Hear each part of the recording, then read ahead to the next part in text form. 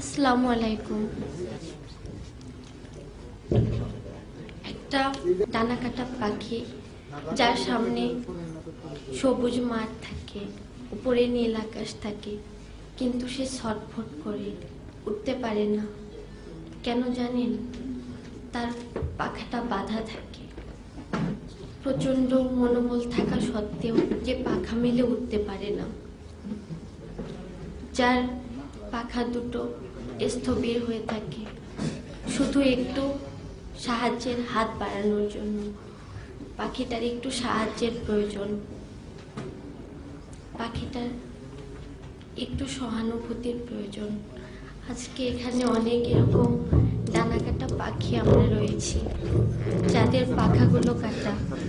আমাদের মনোবল দরকার, আমাদের পাশে কারো দাঁড়ানোর প্রয়োজন। আমি আজকে অনেক আবেগ আপ্লুত। জীবনের প্রথম মেধার মূল্যায়ন পাচ্ছি। এত বড় একটা অনুষ্ঠানে আমাদেরকে সংবর্ধনা দেওয়া হচ্ছে। আমার জন্মের সময় আমি যে ঘরে জন্মেছি সেই ঘরে কেরোসিন তেল ছিল না। মেয়ে হয়ে জন্মেছি বলে আমার দাদা কেরোসিন তেল এনে দেয়নি। আমার আম্মু খুব কষ্ট পেয়েছিলেন, অনেক কান্না করেছেন। তখন আমাকে বুকে জড়িয়ে নাকি প্রত্যয় করেছিলেন আমাকে মানুষ করবেন। যদিও এত দূর আসার পেছনে আমার মায়ের আর আমার বাবার অবদান অনেক বেশি। কোনো জমি জমা ছিল না, কিছুই ছিল না। শুধুমাত্র তাদের মনোবলের উপর ভিত্তি করে এত দূর আসতে পেরেছি। ঢাকা ভার্সিটিতে চান্স পাওয়ার পরেও আমাকে চিন্তা করতে হয়েছে আমি ওখানে পড়তে পারবো কিনা। আম্মুকে বারবার বলেছি, আম্মু আমি ওখানে পড়তে পারবো তো। আরেকবার চিন্তা করেছি যে রংপুর ইউনিভার্সিটিতে ভর্তি হবো কিনা। অনেক স্বপ্ন, ঢাকা ভার্সিটিতে ভর্তি হবো।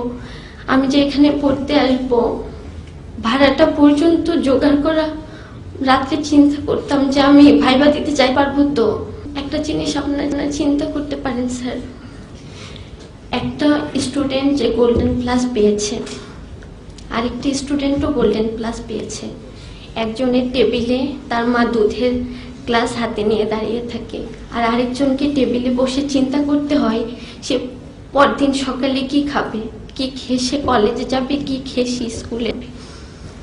একটা বাচ্চা আমি ঢাকায় এসে দেখেছি আমার এক আত্মীয়র বাসায়, তার মা তার পিছনে সারাদিন খাবারের বাটি নিয়ে দৌড়াদৌড়ি করে।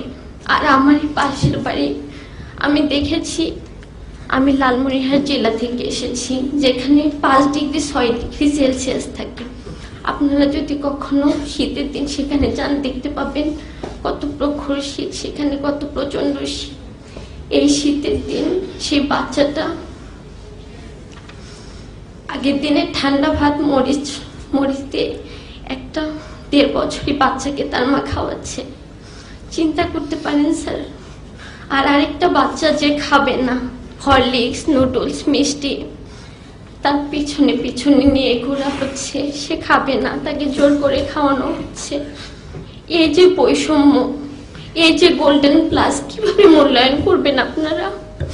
একজন খাবার পাচ্ছে না আর আরেকজনের পিছনে খাবার নিয়ে দৌড়াদৌড়ি করা হচ্ছে, কিভাবে মূল্যায়ন করবেন স্যার? এই যে সার্টিফিকেট, আমরা যে এত দূর আসতে পেরেছি, কিভাবে আসছি, কারা আমাদেরকে সাপোর্ট দিচ্ছে? মাথায় হাত বুলানোর মতো কেউ নেই। আজকে আমি আপনাদের অনেক মূল্যবান সময় নষ্ট করে কিছু কথা বলছি। দুঃখু মিয়া নজরুল হয়েছিলেন সত্যিই স্যার, কিন্তু স্যার দুঃখু মিয়া কখন পুষ্পমাল্য পেয়েছেন জানেন?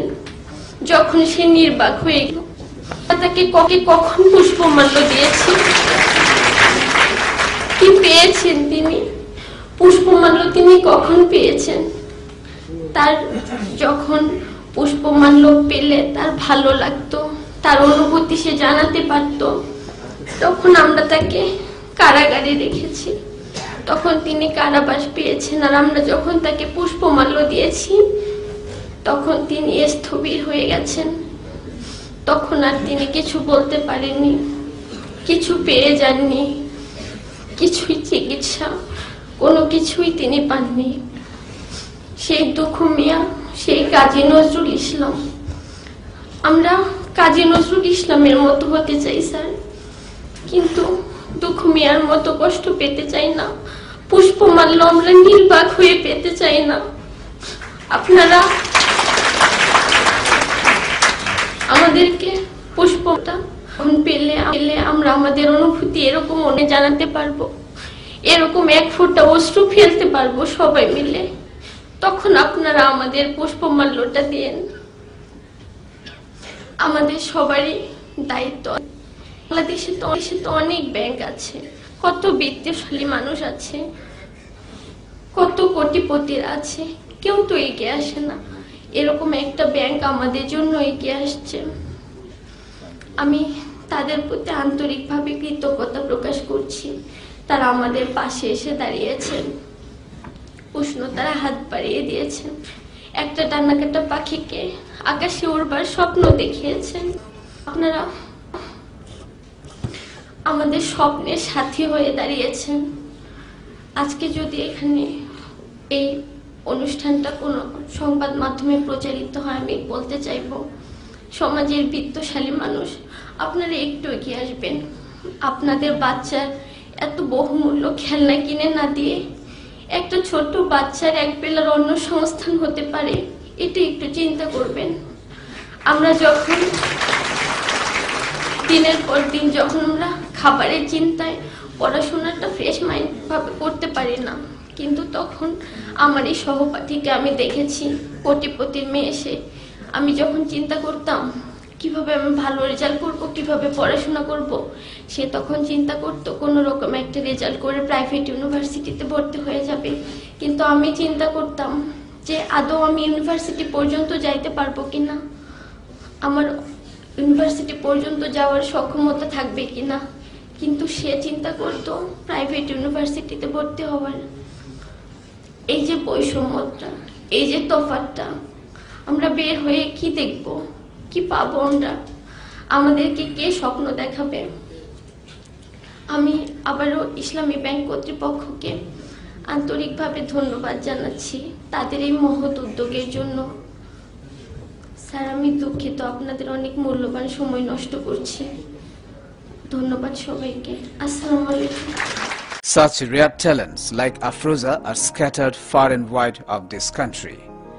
If we can extend a helping hand to them, of course they will contribute to the development of the country as well as to the Muslim Ummah.